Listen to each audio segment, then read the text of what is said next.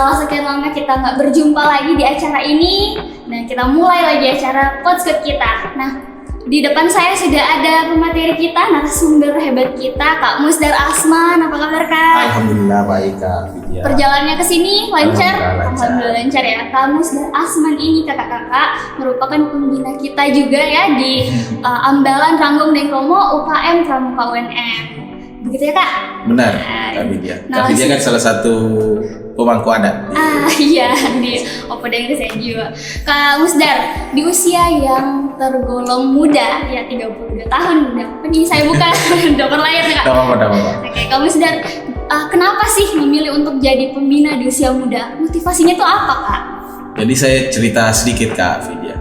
Di tahun 2018 kan saya baru berakhir jadi peserta didik. 2018 di Dewan Kerja Nasional, dan 2019 awal kalau tidak salah itu langsung ada musyawarah gugus depan di Universitas Negeri Makassar, dan hasil musyawarah gugus depan ini memberi amanah kepada saya untuk bisa menjadi pembantu pembina waktu itu, mendampingi Kak Fajar selaku pembantu pembina di Ambalan Ranggong Deng Romo.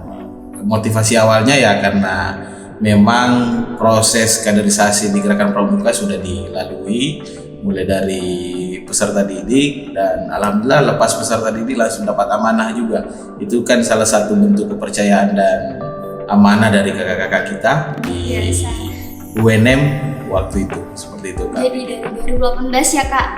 Jadi 2018 terus lulus dari usia peserta didik dan langsung diamanahkan. Ya, benar. Berarti Kak Musdar ini memang benar-benar orang hebat ya. Tidak salah kita berbincang dengan Kak Musdar. Nah, Kak Musdar lanjut lagi nih kita bincang-bincang. Tadi sudah jadi pembina di usia yang muda, dan sekarang juga kesibukannya apa, Kak? Kesibukan sekarang ya selain dari menjadi pembina, sekarang bekerja sebagai profesional di salah satu pemerintahan di Sulawesi Selatan. Orang terpercaya ya, Kak. Alhamdulillah. Amin. Nah, Kak, bicara tentang pembina, gimana sih awal mula atau proses Kakak Musdar nih jadi pembina sampai sekarang? Jadi waktu itu memang menjadi hal yang baru di Pramuka UNM setelah sekian lama diisi oleh kakak-kakak kita yang memang usianya cukup jauh dari peserta didik. Dan di 2019 itulah menjadi awal di Pramuka UNM memberikan ruang kepada anak muda. Waktu itu langsung diisi karena ada ambalan di Pramuka UNM, diisi juga oleh pembina-pembina muda. Alhamdulillah waktu itu diberi amanah pertama menjadi pembantu pembina mendampingi Kak Fajar, juga kan anak muda seusia dengan saya, mendampingi adik-adik di Ambalan sampai hari ini di Mugus 2020 kemarin 2022 itu diberi lagi kepercayaan sebagai pembina di Ambalan Ranggong Deng Romo. Alhamdulillah, mungkin ini salah satu bentuk kepercayaan lah kepada saya untuk membina adik-adik di Pramuka UNM.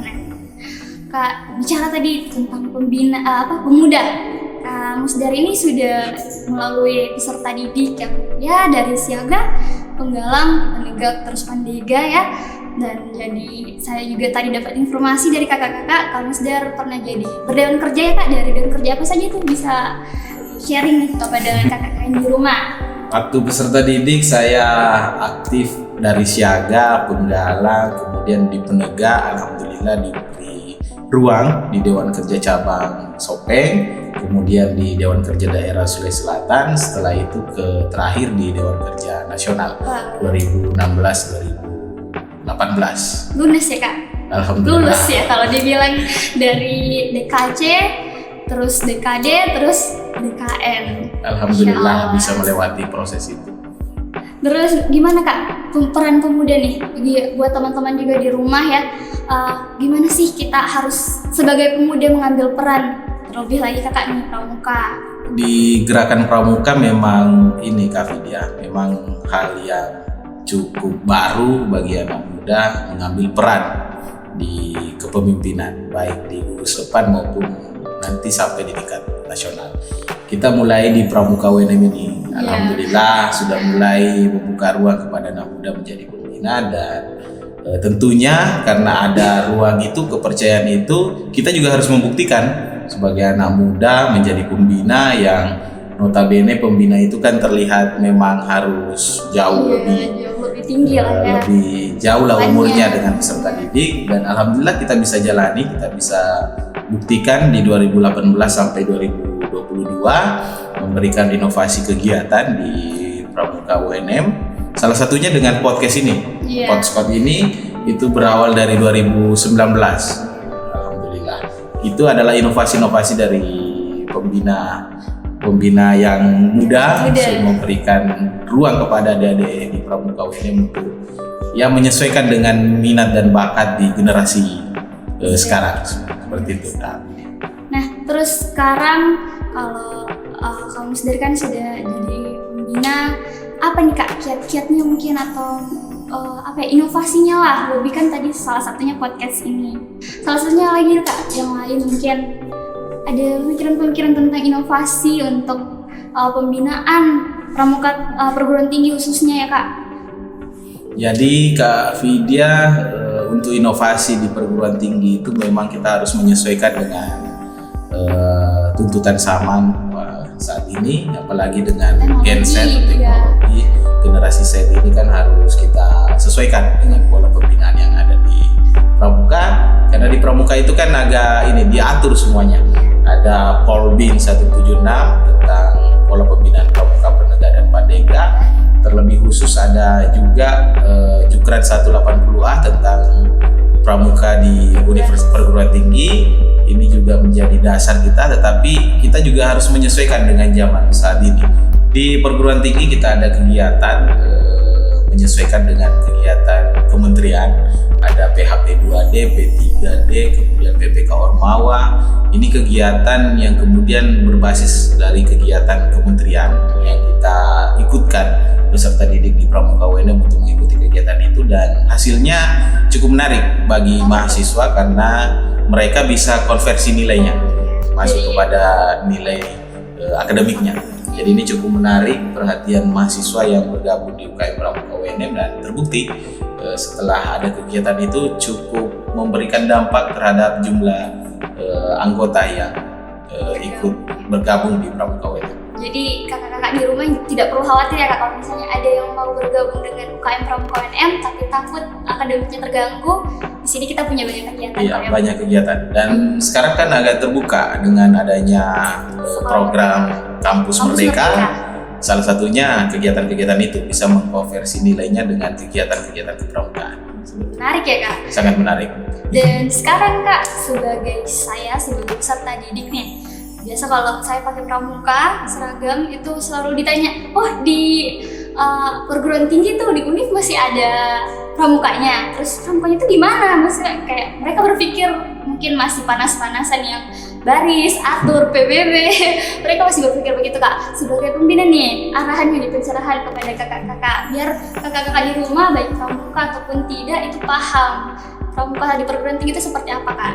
Jadi pramuka di perguruan tinggi itu memang belum terlalu dikenal di kalangan mahasiswa, ditambah memang dari siswa ke mahasiswa ini masa transisi yang cukup menarik bagi remaja, sehingga memilih pramuka itu kan sebagai pilihan yang mungkin dia pramuka waktu SMA tetapi pas perguruan tinggi tidak memilih lagi pramuka, atau dia tidak tahu ada pramuka di perguruan tinggi. Tapi kalau di Pramuka UNM pasti tahu lah kalau ada Pramuka UNM, karena alhamdulillah aktif di Sulawesi Selatan, tetapi memang minatnya untuk bergabung itu masih kurang karena salah satunya adalah kegiatan memang yang di pramuka itu langsung teropinikan oleh mahasiswa bahwa kegiatannya hanya nyanyi-nyanyi, baris.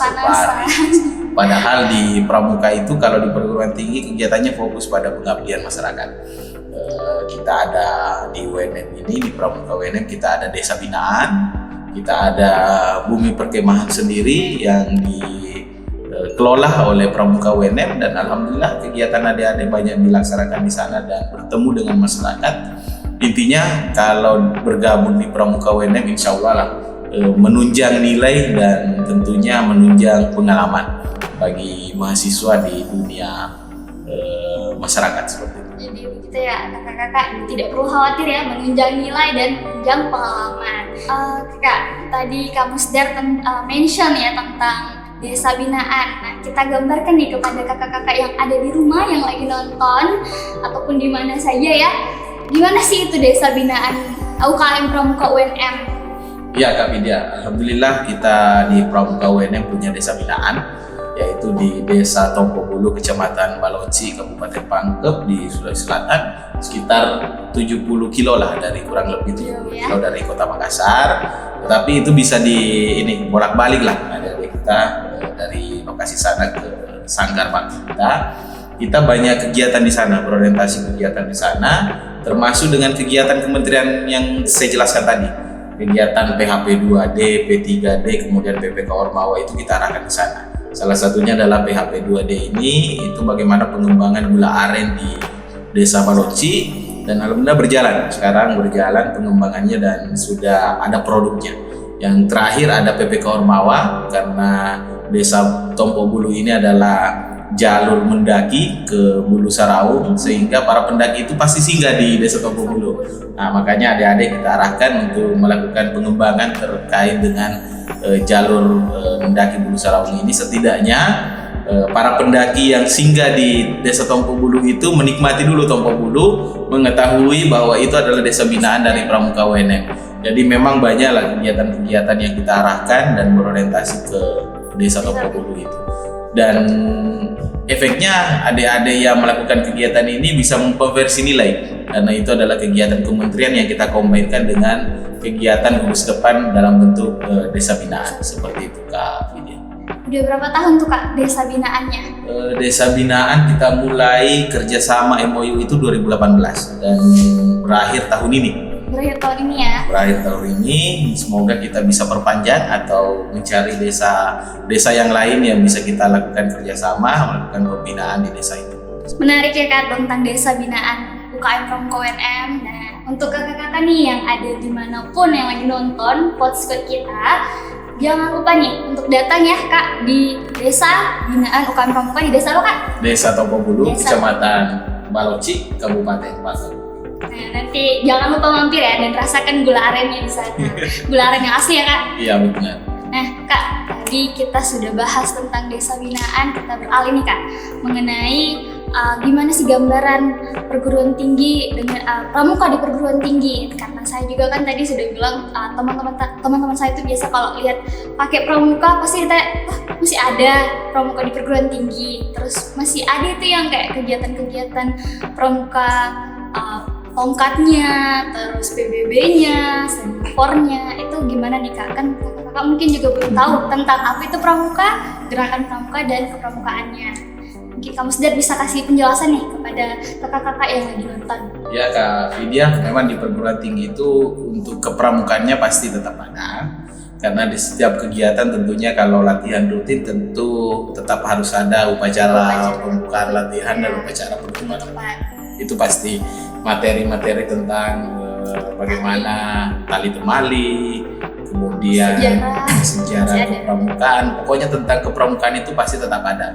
Tetapi konsepnya bagaimana mempersiapkan diri menjadi pembina di perguruan tinggi, karena kita tahu kan UNM itu dikenal dengan alumninya rata-rata menjadi guru, sehingga memang ini menjadi kebutuhan di UNM untuk ilmu kepramukaan dan mempersiapkan diri menjadi pembina, karena alumni-alumni kita, purna-purna kita di UKM Pramuka UNM ini rata-rata jadi guru di daerah-daerah.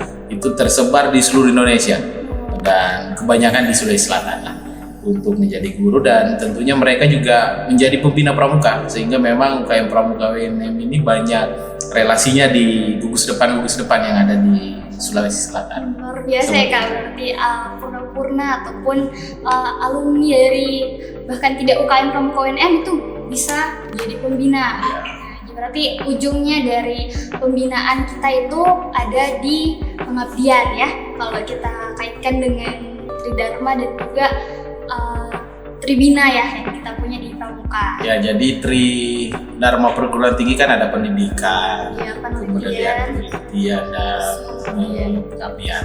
Untuk pendidikan ini tentunya tadi itu tidak terlepas dari nilai akademik, kita bisa mengkonversi nilai sehingga menunjang Iya. pendidikan. Kemudian Ya. penelitian ini menjadi hal baru Ya. di UKM Pramuka UNM karena tahun ini di usia ke-45 tahun Ya. kita meluncing jurnal ilmiah untuk Pandega. Ini untuk bagaimana melakukan penelitian adik-adik, program penelitian dalam bentuk tulisan bisa diupload di di jurnal jurnal Pandega ya. Pandega itu. Ini menunjang juga terkait dengan penelitiannya, kemudian pengabdiannya tentunya tadi ada desa binaan, ada perkemahan, kegiatan-kegiatan berorientasi kepada masyarakat.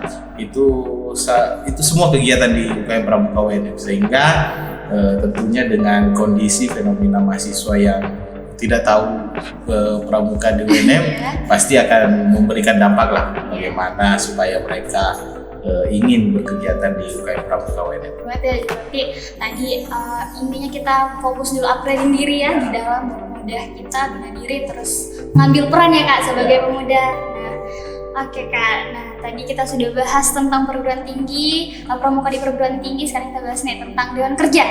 Kak Musdar dengan pengalamannya yang tamat dari Dewan Kerja cabang, DKD ya, Dewan Kerja daerah, terus sampai ke Dewan Kerja nasional. Apa sih perbedaannya Kak yang dirasakan selama menjabat atau berdewan kerja lah? Ya, jadi Kak Vidya, saya Dewan Kerja cabang itu tahun 2009, 2008, 2009 kalau tidak salah. Kemudian 2010 saya lanjut kuliah di Kota Makassar dan alhamdulillah bersamaan dengan Muspanitra daerah. Setelah Muspanitra daerah saya ikut seleksi dan bergabung di Dewan Kerja daerah Sulawesi Selatan.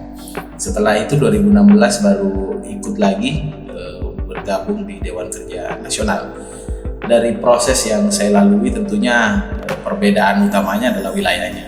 Wilayah mengabdinya pasti lebih luas kalau Dewan Kerja Nasional karena se-Indonesia. Kemudian Dewan Kerja Daerah se-Sulawesi Selatan dan DKC se-Kabupaten. Ini memang ada hal yang menarik di Dewan Kerja, tentunya berbeda orang dewasa yang kita hadapi sehingga berbeda juga pola yang kita dapatkan. Tetapi yang paling berkesan itu di Dewan Kerja Daerah, karena memang Dewan Kerja Daerah ini itu harus komunikasi ke atasnya bagus dan komunikasi ke bawah juga harus harmonis. Jadi memang berada di tengah-tengah itu memang cukup menantang lah pola komunikasinya, sehingga ada ruang yang kemudian bisa kita lakukan karena ke bawah kita memberikan pembelajaran, ke atas kita bagaimana melihat contoh dari atas, dan Dewan Kerja Daerah itu memberikan juga pemahaman ke bawah, sehingga inilah yang paling menantang yang saya dapatkan, yang paling menarik di Dewan Kerja Daerah. Tetapi lebih tidak kalah menarik juga di Dewan Kerja Nasional, Dewan Kerja Cabang. Di Dewan Kerja Cabang karena kita langsung ketemu dengan gugus depan. Kalau di Dewan Kerja Nasional kita bergaulnya dengan pimpinan di nasional, pimpinan Saka, pimpinan Kuartir Nasional, dan bergaulnya di seluruh Indonesia, bisa jalan-jalan sekaligus. Kalau kunjungan ke mana, ke Papua, ke Sulawesi, Kalimantan, Sumatera, Jawa, Bali, ya kunjungannya seperti itu. Tinggal berbagi sama teman-teman Dewan Kerja Nasional, karena di Dewan Kerja Nasional ada koordinator wilayahnya masing-masing. Alhamdulillah saya koordinator wilayah Sulawesi. Sulawesi kan? Sulawesi waktu itu, tetapi juga banyak bermain ke Sumatera, ke Jawa. Teman-teman juga tetap ada di Jawa, Sumatera, seluruh Indonesia. Pulau apa yang belum dirasakan? Yang belum saya sentuh, kalau pulaunya alhamdulillah sudah semua. Wah. Tinggal kabupatennya mungkin yang ini yang belum saya injakan. Tetapi memang di Dewan Kerja Nasional ini yang paling berkesan karena kita bisa tahu teman-teman kita dari seluruh Indonesia dengan budaya yang berbeda, karakter yang berbeda, bahasa yang berbeda. Kita bisa berkolaborasi dengan mereka, dan disitulah kenikmatan dari seorang Dewan Kerja. Terus kalau Dewan Kerja dengan kita bilang tadi Kak, dengan berbagai pola mekanismenya ya, dinamikanya gitu. Nah, apakah ada hal yang momen yang paling berkesan atau ya sesuatu yang jadi memorable untuk Kak Musdar itu sendiri? Ya, jadi paling berkesan itu dapat amanah di tahun 2017 setelah Dewan Kerja Nasional. Kebetulan ada Raimuna Nasional dikasih tugas sebagai wakil presiden Raimuna Nasional. Hebat ya kakak narasumber kita. Nah, sekarang juga tahun 2023 ada Raimuna Nasional nih kak. Mungkin kita bahas dulu deh yang tahun 2017. Tahun 2017 gimana sih kak ceritanya? Mengemban amanah sebagai wakil presiden kan pasti ya tidak mudah. Kalau menurut saya ya yang masih jauh sangat tidak mudah lah menghadapi Raimuna Nasional 2017 karena waktu itu memang ada dinamika di kuartir nasional sehingga menghadapinya cukup menantang karena ada isu-isu yang kemudian memang ini terhadap pimpinan Kuarnas waktu itu, tapi alhamdulillah tidak berefek ke Dewan Kerja Nasional. Alhamdulillah Presiden tetap hadir dan membuka Raimuna Nasional dan diberi amanah sebagai wakil presiden Raimuna Nasional, orang kedua di Raimuna Nasional yang pesertanya terdiri dari sekitar 12.000 orang dan menjadi wakil presiden Raimuna Nasional. Waktu itu mendampingi Kak Robi Sulpandi selaku presiden Raimuna Nasional. Wah, gimana tuh kak persiapan untuk Raimuna tahun lalu sebagai Dewan Kerja Nasional? Waktu kita persiapan itu kita ada waktu sekitar 1 tahun. Wah, jadi lama ya kak? mempersiapkannya 1 tahun, tetapi intensnya itu 6 bulan terakhir. 6 bulan terakhir kita intens di Jakarta, di Cibubur. Tiap hari bolak-balik ke Cibubur, Jakarta Timur kan, Cibubur ke Jakarta Pusat seperti itu kan. Jadi menantangnya di situ tiap hari bolak-balik. Pulang berangkat subuh, pulang malam, itu aslinya itu karena koordinasinya kemana-mana seperti itu kak. Berarti dulu untuk Kang Musdar jadi Dewan Kerja Nasional, Kang Musdar juga menetap ya di Jakarta? Menetap di Jakarta selama Dewan Kerja Nasional. Menarik nih kak. Dan sekarang nih apa tanggapannya Kak Musdar bagaimana tentang Raimuna tahun 2023? Sementara dipersiapkan masih seleksi ya. Insya Allah bulan Agustus nanti akan dilaksanakan sebagai wakil presiden. Sebagai wakil presiden ya tentunya tidak tahu lagi itu 2023. Tapi karena saya juga aktif di kuartir cabang sebagai andalan cabang, alhamdulillah proses adik-adik di Dewan Kerja Cabang sudah mempersiapkan untuk Raimuna Nasional 2023. Informasi yang saya dapatkan cukup menantang, kegiatan ini cukup menarik, kegiatan Raimuna Nasional 2023, apalagi memang sekarang zamannya anak muda. Semoga kegiatan-kegiatannya lebih menarik, menyesuaikan dengan teknologi yang ada saat ini dan kita tidak ragukan kepemimpinan Dewan Kerja Nasional saat ini. Tapi ada catatan. Apa nih ya? Catatan kepada kakak. Catatan ke kakak-kakak Dewan Kerja Nasional karena saya dapat informasi memang ada juklak yang beredar atau juklak kalau tidak salah itu terdiri dari 1 orang pembina setiap kuartir cabang. Nah, ini jadi catatan bagi kakak-kakak Dewan Kerja Nasional, semoga bisa ditambah untuk menjadi 2 orang pembina karena kalau orang dewasa itu tidak bisa membina 2 satuan, harus pembinanya 1 satuan dibina oleh 1 orang. Jadi kalau pembina putra harus membina putra, tidak boleh putri dibina oleh putra, seperti itu. Jadi ini jadi catatan bagi Dewan Kerja Nasional, semoga bisa ada perubahan untuk hal itu. Mari kita doakan ya, semoga selalu ada perubahan baik kak. Nah, Kak Musdar sendiri komunikasinya dengan kakak-kakak di DKN yang sekarang sedang menjabat bagaimana kak? Alhamdulillah komunikasinya berjalan dengan baik, tapi kalau ini kan karena saya tinggal di Makassar, DKN di Jakarta tentunya ada jarak sehingga memang komunikasinya ya sebatas WhatsApp ini, tetapi alhamdulillah berjalan dengan baik dengan kakak-kakak Dewan Kerja Nasional. Kak Musdar, terima kasih nih kak udah mau ditanya-tanya, ngobrol. Dan terakhir mungkin kak pesan-pesan kepada kakak-kakak yang nonton dimanapun itu, dan untuk teman-teman kita yang mungkin masih ragu nih kak mau masuk di UKM Pramuka UNEM, mungkin berpikir pengkaderannya mungkin itu sakit atau bagaimana, masih kontak fisik lah dan ya stigma negatif kak masih melekat di Pramuka. Gimana nih kak pesan-pesannya? Jadi pesan-pesan buat semuanya, yang pertama adalah Pramuka itu tidak sekedar menyanyi dan bertepuk tangan, Iya. tapi kegiatannya cukup menantang, menarik, berorientasi pada pengabdian masyarakat. Kalau ingin mempersiapkan diri terjun ke dunia masyarakat, tentunya di Pramuka tidak salah menjadi organisasi untuk Sebagai pilihan. sebagai pilihan berorganisasi. Yang kedua, sebagai seorang pembina, saya mengajak kepada seluruh mahasiswa, karena saya pembina di perguruan tinggi, mengajak kepada seluruh mahasiswa, ayo bergabung di UKM Pramuka di masing-masing kampusnya. Tapi untuk mahasiswa UNM, ayo bergabung di UKM Pramuka UNM, insya Allah tidak salah pilih. Ya. Dan bisa tetap berorganisasi di luar, tetapi Pramuka UNM menjadi pilihan buat mahasiswa di Universitas Negeri Makassar.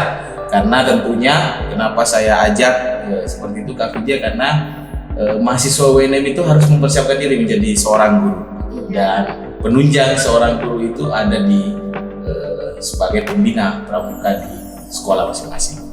Dan tentunya kepada seluruh penonton, ini adalah salah satu kegiatan di UKM Pramuka UNM, sehingga selaku pembina saya selalu mensupport untuk kegiatan seperti ini, dan semoga Kak Vidya bisa mengawal Potskot dari UKM Pramuka UNM. Ya, terima kasih Kak. Terakhir juga nih Kak, mungkin buat kakak-kakak Dewan atau kakak-kakak Purna, kan sekarang kita sudah 45 tahun, ya masa yang tidak sebentar lah untuk sebuah gugus depan. Apa nih Kak, pesan-pesannya? Kan sekarang mungkin kita sudah terbatas jarak, terbatas waktu. Gimana nih Kak sebagai salah satu alumni juga?